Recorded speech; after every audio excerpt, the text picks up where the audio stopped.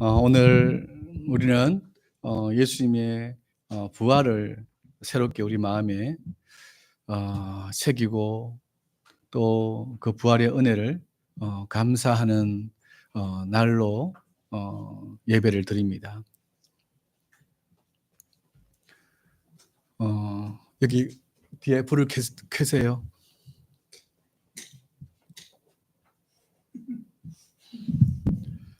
됐습니다. 예수님께서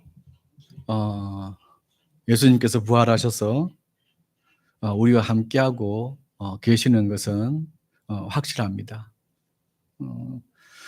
이 땅에 오신 이후 십자가에 못 박히셔서 우리를 위한 대속 제물로 구속 사역을 완성하신 이후 무덤에 묻히신 지 3일 만에 예수님은 부활하셨습니다. 다시 살아나셨습니다.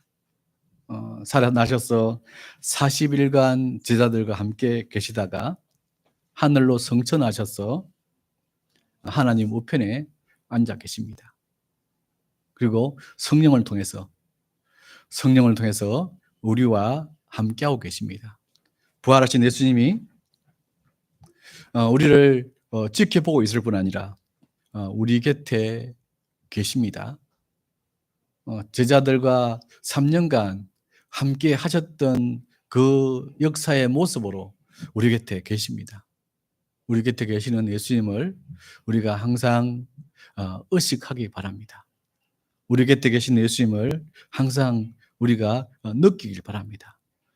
우리 곁에 계신 예수님이 우리를 끊임없이 돌보시고 격려하신다는 것을 우리 마음에 깊이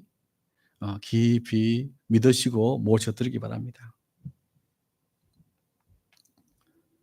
오늘 우리가 읽은 본문 말씀은 예수님께서 부활하신 후 세 번째 제자들에게 나타나셔서 부활 신앙을 심어주는 말씀입니다. 오늘 말씀을 통해서 새롭게 예수님의 부활을 한 번 더 집중하고 목격하고 느끼기 바랍니다. 또한 예수님의 부활이 우리에게 주는 메시지가 무엇인지, 예수님의 부활이 우리 믿음의 사람들에게 무엇을 분명하게 제시하고 있는지 우리가 깨닫기를 바랍니다. 예수님께서는 죽으신 후 3일 만에 부활하셨다고 했습니다. 20장을 보면 3일 만에 부활하셔서 두 번이나 제자들에게 나타나셨죠. 막달라 마리아에게 나타나시고 엠마오로 가는 제자들에게 나타나셨습니다. 그리고 예수님의 부활을 목격한 막달라 마리아와 엠마오 두 제자는 사도들에게 가서 예수님의 부활을 알렸습니다. 자기들이 목격한, 자신들이 경험한, 자신들이 본 사실, 팩트를 이들에게 전달했습니다. 이들에게는 너무나 놀라운 일이었죠. 죽은 자가 살아났다는 것 자체도 놀랐지만 죽은 예수님이 부활하셔서 자기들 곁에 자기들과 함께 하신다는 것이, 자기와 대화한다는 것이 너무 놀라운 것이었습니다. 그래서 이들은 감격에 겨워서 예수님의 부활을 예수님의 부활의 증인이 되었습니다. 그러나 제자들은 예수님의 부활을 아직 믿지 못했습니다. 예수님의 부활이 이해되지 못했고 예수님의 부활이 아직 오지 않았습니다. 그래서 예수님께서는 제자들이 모여 있을 때 나타나셔서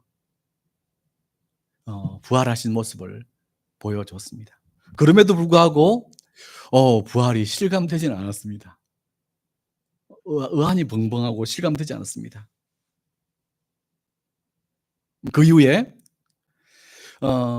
의안이 벙벙한 예수님이 살아나신 것에 대한 것들에 대해서, 또 들었던 것들에 대해서 의안이 벙벙한 이 상태에서 베드로는 함께 있던 다른 사도들에게 나는 물고기 잡으러 가겠다고 그럽니다. 나는 본래의 생업으로 돌아가서 처자식, 부모 먹여 살리겠다고 그럽니다. 나는 갈릴리로 돌아가서 물고기 잡을 것이다. 이 말을 듣고 도마와 요한, 야고보도, 세베대의 아들인 요한과 야고보도 형, 우리도 함께 할게. 가자. 먹고 살아야지.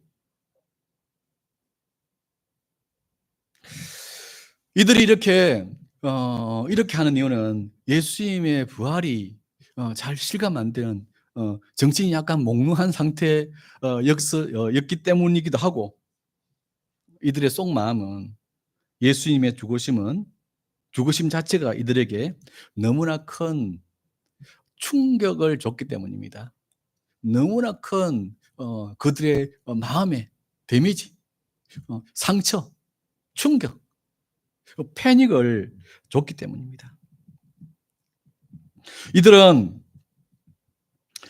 예수님을 하늘의 힘과 권세를 가진 메시아라고 생각했습니다.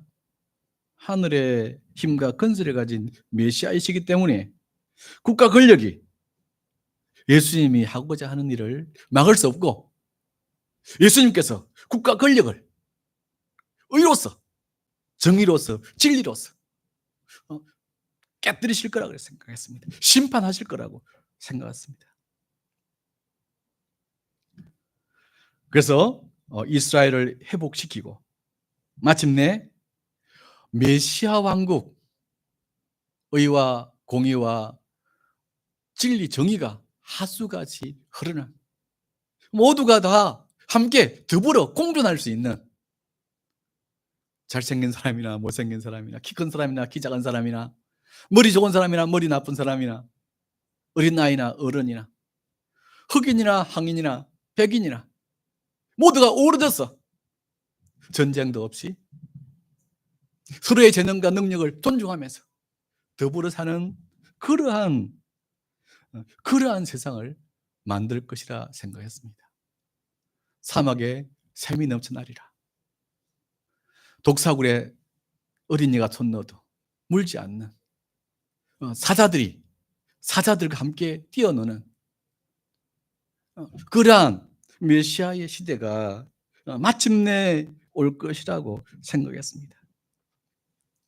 무시받던 갈리의 촌 어부들인 자기들도 당당하게 한 인간으로 존중받고 한 인간으로 하나님의 나라에 기여할 수 있는 존재들이 될 것이라고 생각했습니다. 그런데 예수님은 너무나 무력하게, 너무나 허무하게, 저항도 없이 체포되시고 비참하게, 험하게 십자가에서 힘 한 번 쓰지 않으시고 십자가에서 죽으셨습니다. 엘리 엘리 라마 사박다니, 하나님이여 하나님이여 어찌하여 나를 버리시나이까 외치시면서 목숨이 끊어지는 것을 이들은 멀리서 지켜봤습니다.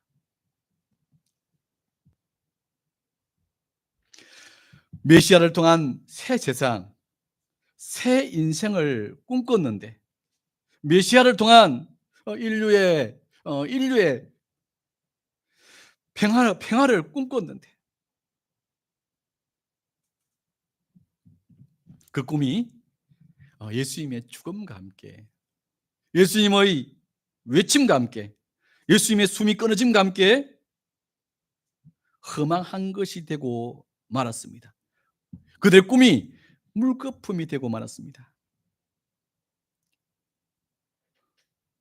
그들 인생의 유일한 희망, 이 땅에 사는 유일한 소망, 존재함의 즐거움을 느끼고 존재함의 의미를 느끼던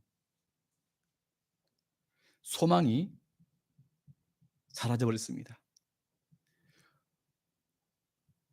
희망의 끈이 예수님의 죽음과 함께 탁 끊어져 버렸죠.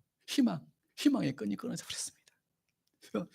예수님을 통해서 예수님이 될 거라 생각했는데, 예수님이 만들 거라 생각했는데,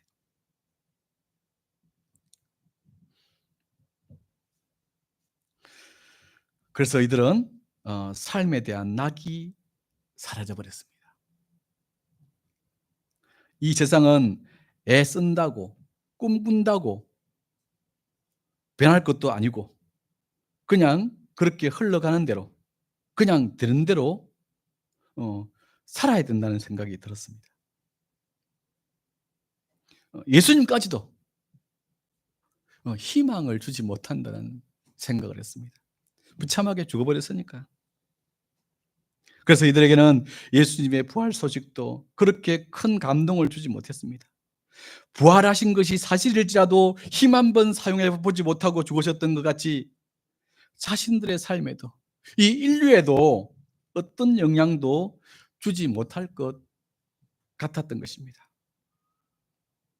그래서 이들은 예수님께서 부르셨을 때 가졌던 이 세상에 대한 소망, 자기에 대한 비전, 희망, 인류에 대한 그 애절한 꿈을 버리고 마는 겁니다.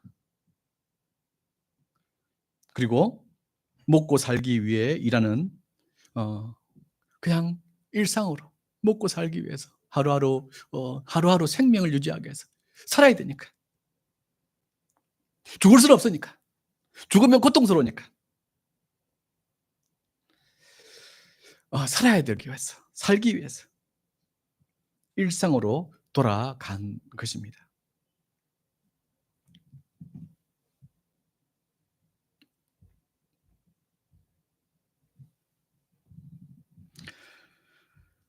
그런데 일상으로 돌아간 이들은 나름대로 배에서 물고기를 열심히 잡습니다. 서로 그물을 치고 던지고 협력해서 그물을 당기고 어업 활동을 밤새도록 합니다. 그런데 서로 말이 없습니다. 왜냐하면 그들 마음은 심란했기 때문입니다. 그들 마음속에 예수님과 함께 했던 순간들이 떠오르고 예수님의 말씀을 들으면서 꿈꾸던 세상, 꿈꾸었던 미래, 꿈꾸었던 인류, 꿈꾸었던 자기, 그때 그 감동과 그 뭉클했던 그 은혜가 새록새록 떠오릅니다. 자신들의 삶에 변화를 일으켜줬던, 의식의 변화를 일으켜주고, 나 같은 자도 하나님 역사에 쓰임 받을 수 있다. 나 같은 자도 변화될 수 있다. 우리 가정도 구원을 받을 수 있다. 이 이스라엘도, 이 인류도 변화될 수 있다. 메시아 왕국이 와서 의와 평안의 나라가 이루어질 것이다. 그 희망과 소망으로 가슴이 뭉클하던 그때가 계속 떠오릅니다. 말씀을 받았을 때, 예수님의 말씀을 들을 때 오던 그 안정과 평안함이, 그 영적인 충만함이 계속 떠오릅니다. 그래서 이 생각에 빠져 있었기 때문에 서로 말이 없었습니다. 이뿐 아니라 이 심란함이 고기잡이에 집중을 시키지 못했습니다. 이 심란함 때문에 고기잡이에 집중이 되지 않았습니다. 이들은 노련한 어부임에도 불구하고 밤새 고기를 한 마리도 잡지 못했습니다.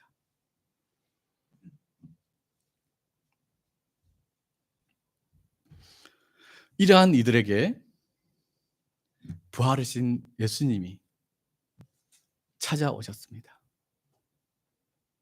바로 이러한 이들에게 부활하신 예수님이 찾아오셨습니다. 예수님은 이웃, 어부의 모습으로 찾아오셨기 때문에 제자들은 처음에 예수님을 알아보지 못했습니다. 예수님은 바닷가에 서서 물고기 잡고 있는 어부들에게 큰 소리로 물으셨습니다. 고기를 좀 잡으셨어? 제자들은 아니요, 한 마리도 못 잡았어요 라고 말합니다. 예수님께서 그들에게 그물을 배 오른편에 한번 던져보시오. 그렇게 하면 고기가 잡힐 것이오 라고 조언합니다. 제자들은 이 예수님의 말을 듣고 그물을 배 오른편에 던졌습니다. 그러자 그물을 들어 올릴 수 없을 정도로 고기가 많이 잡혔습니다. 제자들은 놀랐습니다. 밤새 흙탕만 치고 심란했었는데 배 오른편에 그물을 던져 고기를 잡으시오라는 좋은 한마디로 실패를 풍요로움으로 변화시키고 마음에 흥겨움이 일어나는 역사가 일어난 것입니다. 도대체 이렇게 실패한 우리에게 격려하고 실패한 나를 다시 성공으로 이끌고 내 마음에 흥을 돋아주는 이분은 누구인가 관심을 가졌습니다. 실패해서 힘이 없는 나에게, 낙담한 나에게 성공의 길로 안내하고 격려하고 그리고 흥을 돋아주는, 심란한 나에게 흥을 돋아주는 이 존재는 누구인가? 이 이웃은 누구인가? 도대체 어떤 사람인가 관심을 가졌습니다. 사도 요한이 누가복음 5장에서 깊은 곳에 그물을 내려 고기를 잡으라던 예수님의 말씀이 떠올랐습니다. 그래서 조언해주는 사람을 자세하게 확인을 했습니다. 바로 부활하신 예수님이었습니다. 요한이 베드로에게 말했습니다. 예수님이다! 베드로는 이 말을 듣고 예수님께 가기 위해서 겉옷을 두르고 벗고 있다가 겉옷을 두르고 바다로 뛰어들었습니다. 예수님은 부활신앙이 없어서 심신이 지칠 대로 지친 이들에게 아무런 말씀도 하지 않으셨습니다. 아무런 말씀도 하지 않으시고 그들의 지친 심신을 케어하고자 하셨습니다. 지쳤겠구나, 배고프겠구나. 그래서 빵을 가져다 주시고 생선을 구워주시며 돌봐주셨습니다. 서로 말이 없었지만 이들의 마음은 따뜻했습니다. 이들은 바로 이것이었지. 바로 이것이었지. 예수님과 함께 있을 때 우리는 이래 했어. 이것이었어. 바로 이것이었지. 바로 이것이었어. 예수님과 3년 동안 함께 있을 때 우리 마음이 항상 이랬어. 우리가 갈 바를 알지 못할 때 갈 길을 제시해 주셨었고, 우리가 실패했을 때 예수님께서 우리 실패를 만회할 수 있는 길을 제시하셨지. 우리가 지쳤을 때, 우리가 낭망했을 때 예수님께서 우리 곁에서 항상 다독거려 주시고 혼내지 않고 비난하지 않고 책망하지 않고 태평양 바다가처럼 은혜로 감싸 주셨지. 그리고 제가 있을 때 발을 내밀어서 씻으러 가셨지. 그때마다 모든 것들을 감당해 주시면서 새 힘을 얻게 하셨어. 바로 이것이었어. 예수님이, 부활하신 예수님께서 그대로시구나. 부활하신 예수님께서 우리 곁에 계시구나. 우리는 예수님이 무능력하고 무기력하고 어떤 역할도 할 수 없는 분이라 생각했는데, 부활하신 예수님은 3년의 공생애와 동일한 능력과 건설을 가지고 우리 곁에 계시구나. 이들은 부활하신 예수님께서 곁에 계심에 감사하고 안심이 되었습니다. 이들은 예수님께서 살아계셔서 여전히 삶의 방향을 잡아주심을 감사했습니다. 살아계신 예수님께서 자신들을 돌본다는 것, 살아계신 예수님께서 자신들 곁에 계시다는 것, 살아계신 예수님께서 위로하고 케어하고 혼자 버려두지 않는다는 것, 십자가 전에 내가 너희들을 과처럼 버려두지 아니하리라 하신 말씀이 이들 마음에 깊이 들어왔습니다. 그래서 이들 마음에 부활하신 예수님으로 인해서 위로가 생기고 비전이 생기고 소망이 생기고 새 힘이 생겼습니다.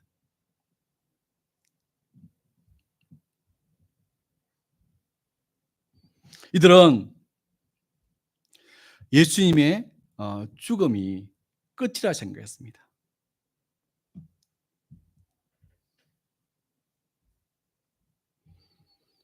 그러나 예수님의 죽음이 끝이 아니라 예수님의 죽으심 이후에 새로운 예수님과의 관계가 형성되는 것을 이들은 경험했습니다.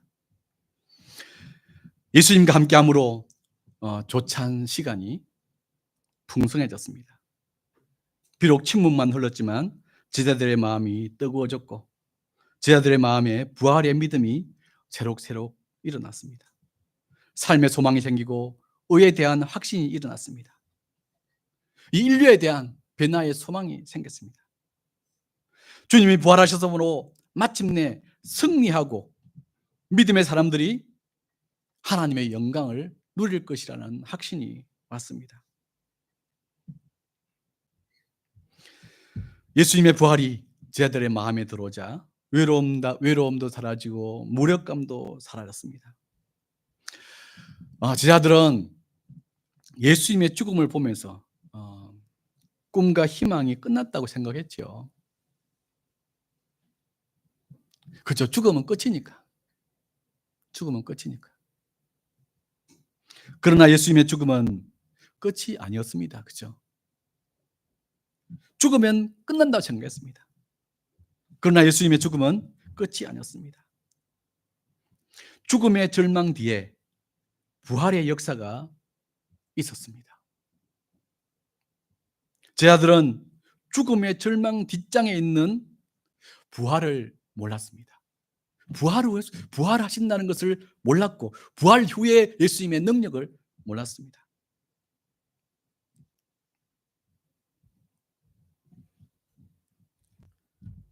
이들 마음에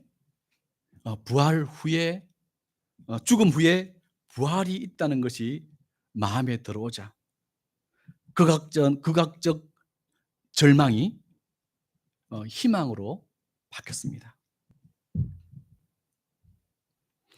세상을 살아가는 우리가 맞닥뜨리는 현실 속에는 수없는 절망이 있습니다. 그렇죠? 세상을 살아가는 우리의 현실 속에는 수없는 절망이 있습니다. 특이하게 사람은 절망을 잘합니다. 조금만 어디가 아파도 죽을 것이라 생각합니다. 손가락이 아파도 나 백혈병 걸린 거 아닌가? 나 일본 그 전염병 걸린 거 아닌가? 기침이 잘 멈춰지지 않아도 난 폐렴 와서 누가 폐렴 와서 죽던데 나 지금 끝난 거 아닌가? 일이 잘 안 풀려도 끝났다 생각합니다. 학교에 낙방을 해도 내 인생이 끝났다 생각합니다. 사업이 잘 안 돼도, 사업이 실패해도 나 이제 끝났다 생각합니다. 죽음을 끝이라 생각합니다.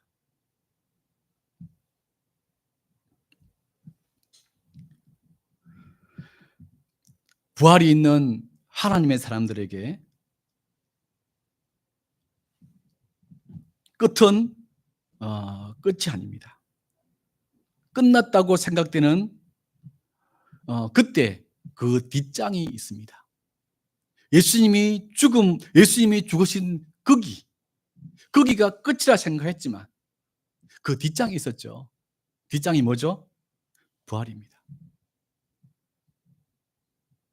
예수님이 죽음으로 끝났다고 생각한 거기에 그것이 마무리됐다 생각했는데, 그것이 소설의 마무리,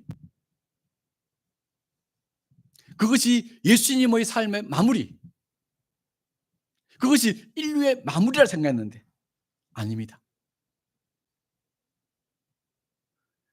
끝이 아닙니다. 속편이 있는 것도 아닙니다. 속편이 아니라 연속적으로 뒷장이 있습니다. 뒷장이 뭐냐면 부활입니다. 다시 살아나심입니다. 살아나셔서 새로운 역사를 시작하십니다. 살아나셔서 새로운 일을 시작하십니다. 옛날과 다른 제자들과 관계를 만들어내시는 겁니다.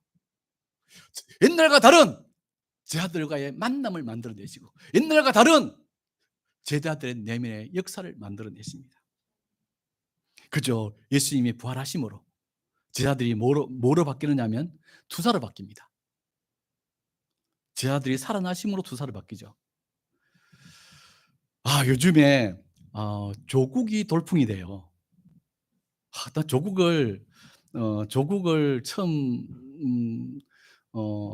처음 그때 문재인 때 그 이전에 보면서 똘똘하게 생긴 사람이다. 아니 어떻게 저렇게 한국인이 잘생겼지? 저 진짜 잘생겼네. 아주 열등감 갖게 만드네. 목소리도, 키도. 근데 머리를 좀 머리 이거 걸적거리는 이걸 조금 처리했으면 좋겠던데. 하여튼 어 이 조국이 죽었죠. 그죠. 처음에는 뭘로 무엇으로 그 검찰에게 잡혔느냐면 부정부패, 권력형 비리로 잡혔죠. 그죠? 권력형 비리. 권력을 가지고 여러 가지 범죄들을 덮었을 것이다. 범죄를 행했다. 그래서 아내의 주가 문제. 그 다음에 밑에 사람들을 통한 사정기관에 대한 어떤 이 부당 개입. 그것을 하다 그게 안 나오니까 이제 그 아이들의 표창장, 뭐 부모가 운영하던 학교에 대한 것을 덮치고, 그 다음에 아이들 표창장 나올 때까지 틀었죠. 나올 때까지 잡았어요. 그래서 최종 잡은 게 이제 표창장을 잡았어요. 표창장을 잡아서 어쨌든 기소를 했어요. 그래서 1, 2심일 나와서. 이걸 보면서 우리는 끝났다. 끝났다 생각했습니다. 그죠? 누구나 뭐 조국 인생 끝났다. 쫑났다 생각했죠. 우리는 끝났다 생각했는데 그게 이제 그 조국 이제 미래의 사람들이 조국이라는 사람이 있었어. 그런데 나름대로 개혁하려고 하다가 그렇게 됐어. 라고 가십거리로 하나의 역사의 로마의 크라쿠스 형제들처럼 개혁을 하다가 부참하게 원로원의 죽임을 당한 크라쿠스 형제들, 그들처럼 그렇게 될 거라고 생각했어요. 근데 이번 총선에 갑자기 등장을 하더니만 팍 부활을 했어. 그죠? 부활을 해서 돌풍이 아니라 태풍을 만들어 버렸어요. 그래서 윤석열 대통령의 측근인 심평 변호사는 어 그 정권 심판을 전국에다 깔아 버렸다 그러대요. 그죠? 엄청난 위력으로, 엄청난 위력으로 한동훈 씨와는 비교할 수 없는 그런 저력으로 한동훈 씨가 싸울 수 없는 그런 힘을 가지고 전국에 아 전국에 그의 이름을 알려버렸다고 했어요. 그리고 흡입력으로 정권 심판의 분위기를 삽시간에 형성해 버렸다고 말했어요. 그죠? 우리가 끝이라고 생각했는데 끝이 아닌 게 많아요. 사람들은 우리 눈에 보이는 것으로 다 끝났다 생각한다. 학교를 안 다니면 끝인가? 우리 어진이는 몸이 안 좋아서 학교를 못 갔어요. 고등학교를. 그래서 우리 어진이 인생이 학교를 못 갔으니까 끝인가? 아니죠. 우리 주연이도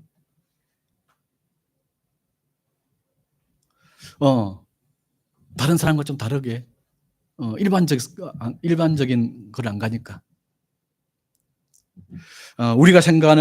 우리는 흔히 다변적 시각적으로 볼 때 끝난 것처럼 보이는 그것을 끝이라 생각합니다. 근데 끝이 아닙니다. 새로운 게 있습니다. 새로운 게 일어납니다.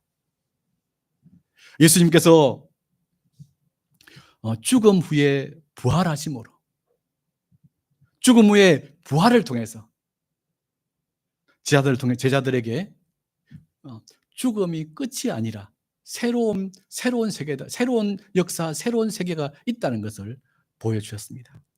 또한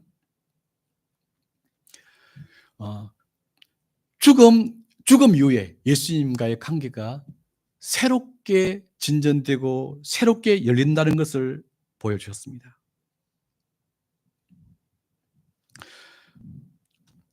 사람들은 죽음은 끝이다는 죽음에 대한 맹죄를 가지고 있습니다. 그러나 부활은 이 맹죄를 새롭게 바꿨습니다.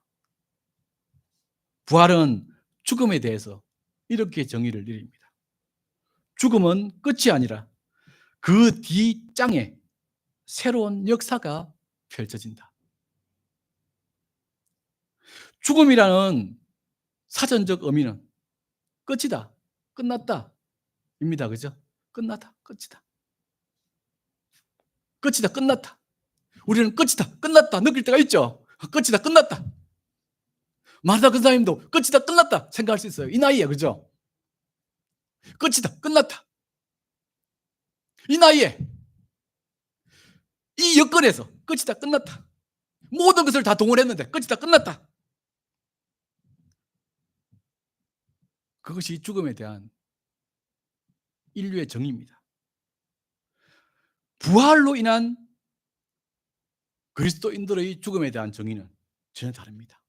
그리스도인들의 죽음에 대한 정의는 죽음은 끝이 아니다. 그 뒷장에 새로운 역사가 있다. 끝났다고 생각되는 그 뒤에 새로운 게 있다. 새로운 예수님 관계가 있고, 새로운 예수님의 역사가 있고, 새로운 예수님의 함께함이 있다. 새로운 역사가 펼쳐진다. 끝났다 생각되는 거기서부터 새로운 역사가 펼쳐집니다. 그렇죠. 예수님이 십자가에 못 박혀서 죽으신 거기부터 새로운 역사가 써있었어요. 부활이라는 새로운 역사가 써있었잖아요. 부활이라는 새로운 역사가 써있었고 죽은 후에 새로운 삶이 있다는 것을 보여주셨어요. 그리고 예수님과 영원히 함께하는 삶이 있다는 것을 새롭게 써졌어요. 성령으로 예수님과 동행할 수 있고 3년의 공생애 동안 함께했던 예수님과 동일한 은혜를 누리면서 말씀의 방향을 잡고 위로받고 힘을 얻는 삶을 살 수 있다는 것을 보여주셨어요. 예수님이 부활하신 것은 확실한 사실이죠.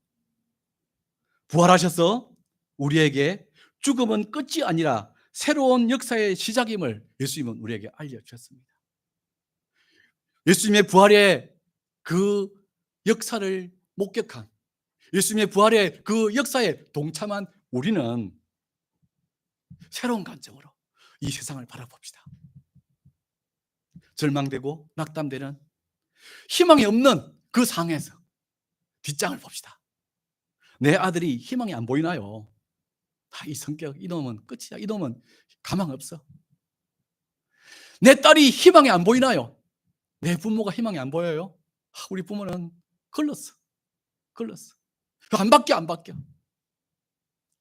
종종 학교에서 우리 대학원생들하고 이제 집단 상담 실습을 하면 이분들이 부모에 대한 스트레스, 남편에 대한 스트레스, 아내에 대한 스트레스를 이야기하면서 우리 부모는 이제 나이가 들어서 안 바뀌어요.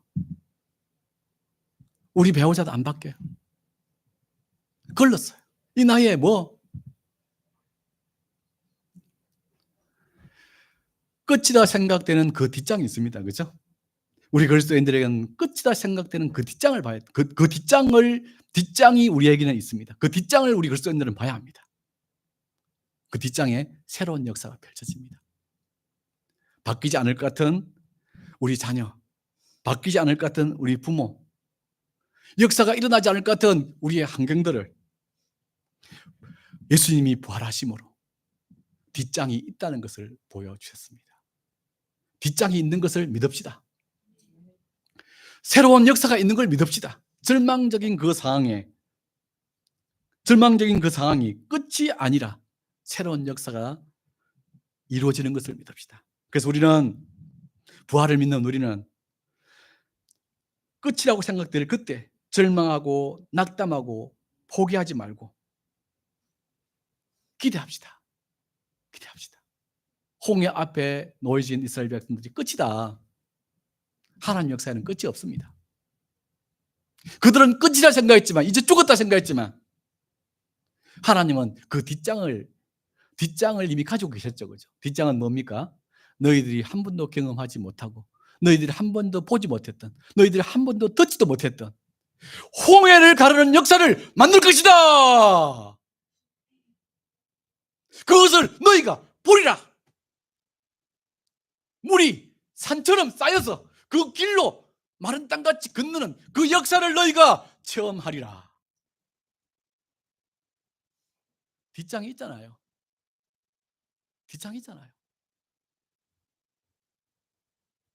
난국물렉의 여리고 앞에서 이스라엘 백성들은 무기도 제대로 갖추지 못한, 공성 무기를 갖지 못한 그들의 힘으로 우리는 여기서 더 이상 전진할 수 없을 것이다.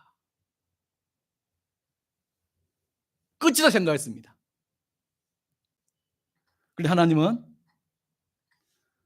7번을 돌고 외치라고 그랬습니다. 무너져라. 하나님이 뒷장을 쓰셨습니다. 뒷장은 뭡니까? 여리고가 무너지고 이들은 하나님의 능력에 의해서 여리고가 무너지는 역사를 체험하는 놀라운 일을 경험했습니다. 그죠? 우리 하나님의 사람들은 절대로 끝이 없습니다. 끝은 언제입니까? 우리가 하나님 나라 가서 하나님과 영원히 누릴 때, 그때가 끝입니다. 이 인류 역사 속에 끝이 없습니다. 절망되는 그때 뒷장이 열려집니다. 우리 주님은 부활하심으로 끝이라 생각되는 죽음의 세계까지도 그 뒷장을 만들어 내셨습니다. 뒷장이 있는 것을 믿읍시다. 어떤 절망 속에서도, 어떤 낙담 속에서도, 어떤 불가능함 속에서도 뒷장이 뭘까? 뒷장이 뭘까? 뒷장이 뭘까?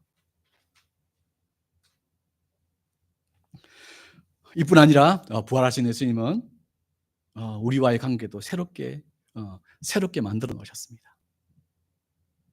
부활하신 예수님께서는 제 아들과 영으로 함께 하신 것처럼, 신령한 몸으로 함께 하신 것처럼 우리와도 함께하고 계십니다. 우리 곁에 계시죠? 그렇죠? 부활하신 예수님 우리 곁에 계십니다. 부활하신 예수님께서 우리의 음성을 들으십니다. 부활하신 예수님께서 우리에게 말씀하십니다.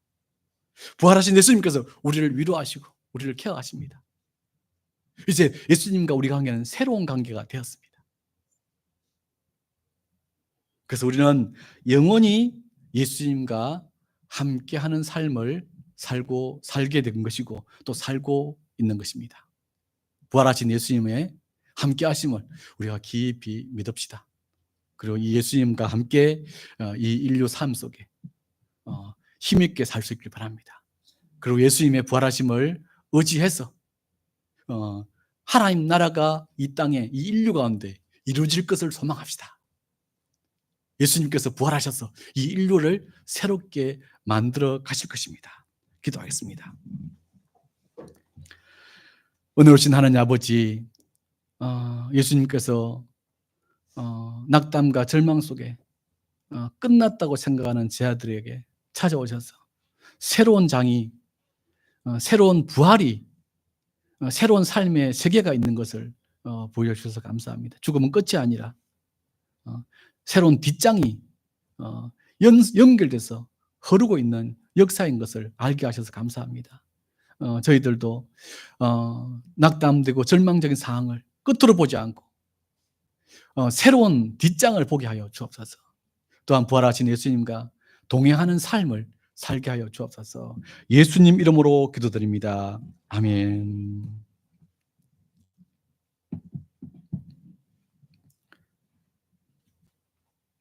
162장이죠.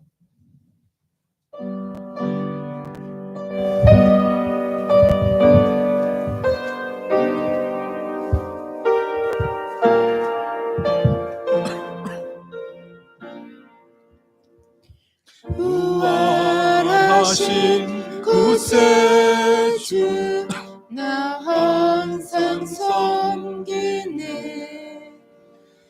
온 세상 조롱해도 주 정령 사셨네. 그 은혜로운 손길 부드러운 냄성 주 예수 나와 함께 늘 계시네. 예수 널 살아계셔서 주 동행하여 주시며 널 말씀하시네. 예수 너 성세주 예수 내 맘에 살아계시네. 널 살아계시네. 온 세상 살펴보니 주 사랑 알겠네. 내 맘이 아플 때도 주 사랑 알겠네. 이 세상 풍파 이길 힘 주시는 주님 주 다시 영광 중에 곧 오시리. 예수 널 살아계셔서 주 동행하여 여주시며 널 말씀하시는 예수 예수 내 구세주 예수 내 맘에 살아계시네 널 살아계시네 주 믿는 성도들아 다 기쁜 노래로 주 예수 우리와 함께 다 찬양 드리세 이 세상 소망이요 참 친구 되시는 주 예수 영원토록 찬양하세 예수 예수 널 살아계셔서 주 동행하여 주시며 널 말씀하시는 예수 예수 내 구세주 예수 내 맘에 살아계시네 널 살아계시네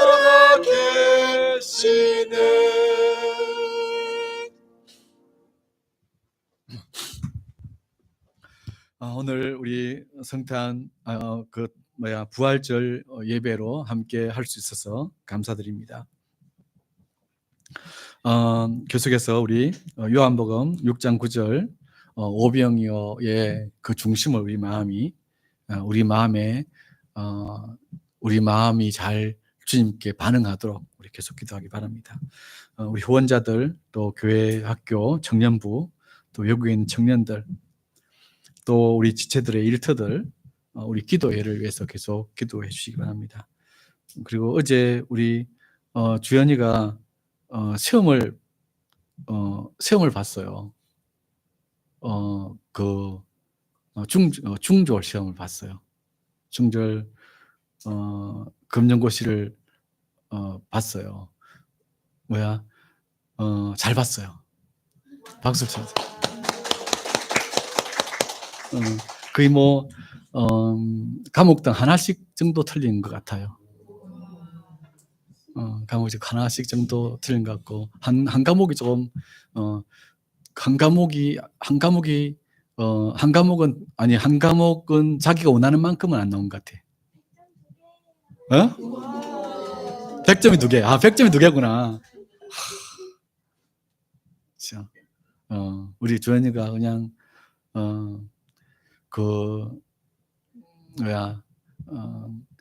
과거에 학교에 대한 좀 상처가 있었잖아요. 상처 때문에 거의 공부에 잘 진입을 못했어요.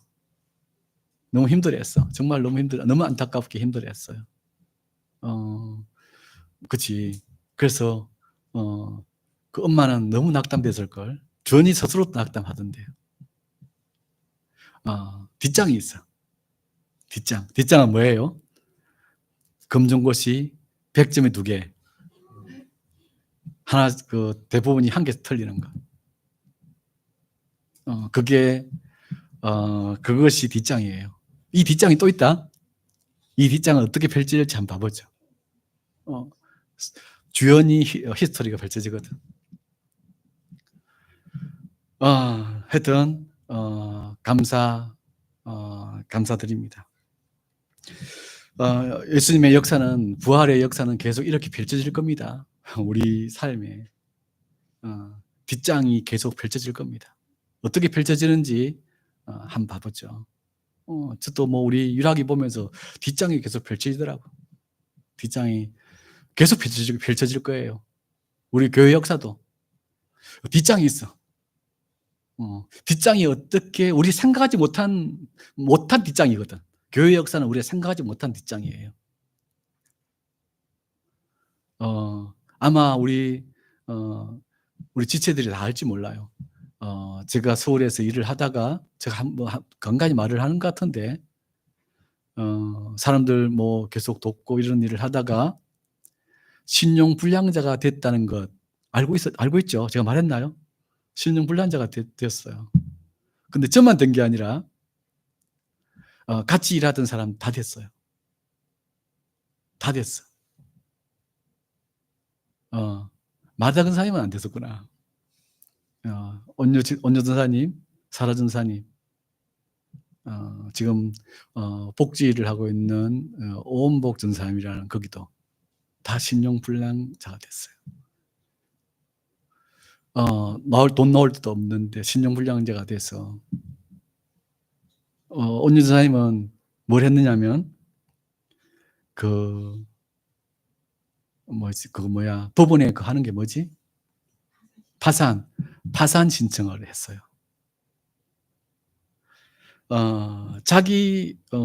자기가 쓴 것으로 파산하면 괜찮은데 교회 그 사람들 함께 돌보는 일을 하다가 파산을 했으니까 얼마나 속이 타고 억울했을까요? 그래서 우리는 평생 신용불량자로 살 거라 생각했어. 돈 나올 데가 없으니까. 우리가 교회 일을 하는 사람들이 돈 나올 데가 어딨어. 평생 신용불량자로 살 거라 생각했어요. 그래도 부활의 주님을 믿었어요. 그래도 부활의 주님을 믿었어. 주님께서 역사하신다. 그래서 하루하루 그냥 주어진 것, 해야 될 것에 최선을 다했어요. 그리고 아마 한 10년 넘게 신용회복위원회 회복 일을 했을 거예요. 아내도, 저도. 어느 날 길을 가다가 문자를 받는데 아내 신용회복이 끝났다고 왔고, 그리고 아내 끝나고 난 후에 제가 제 거를 다시 했으니까. 제 걸 했는데 한 10년 정도 있다가 서울로 갔다가 왔던 때인가 그때 문자가 오길래 보니까 신용회복이 끝났다고 하더라고요. 끝나더라고요. 끝나면 새 역사가 쓰여진 거죠. 끝나고 난 후에 이제 또 새로운 것들이 펼쳐지더라고요. 우리 온유 전사님에게도